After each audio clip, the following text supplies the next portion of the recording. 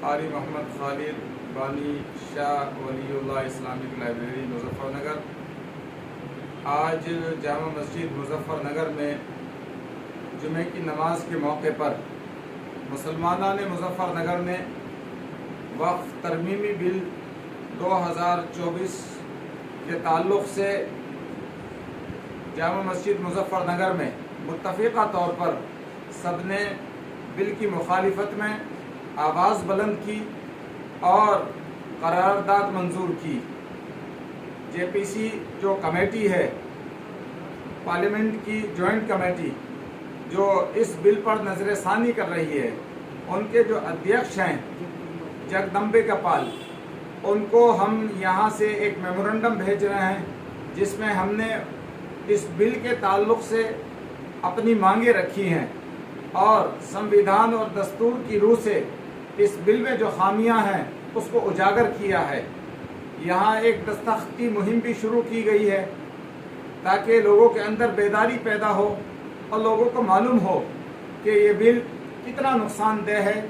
اور اس کی مخالفت کتنی ضروری ہے۔ جامع مسجد مظفر نگر سے ہم تمام مسلمانوں سے اپیل کرتے ہیں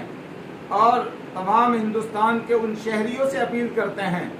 جو مذہبی حقوق اور انسانی حقوق اور سمویدھان اور دستور میں یقین رکھتے ہیں اور اس ملک کی گنگا جمنی تہذیب اور صدیوں کی پیار و محبت اور مذہبی روایات کو جو روایات کا احترام کرتے ہیں، ہم ان سے بھی اپیل کرتے ہیں کہ یہ بل مسلمانوں کے مذہبی معاملات میں مداخلت کی کوشش ہے۔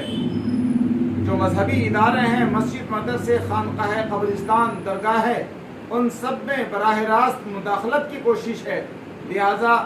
آپ سے ہماری درخواست ہے، اس جدوجہد میں ہندو، مسلم، سکھ، عیسائی جو بھی سمویدھان میں پیار و محبت میں اور قومی یکجہتی میں یقین رکھتے ہیں وہ ہمارا ساتھ دیں، اس بل کی مخالفت کریں اور حکومت کو یہ سمجھائیں کہ حکومت اس بل کو ہر حال میں واپس لے۔ میں انہی الفاظ کے ساتھ میں آج جو یہاں قرارداد منظور ہوئی ہے،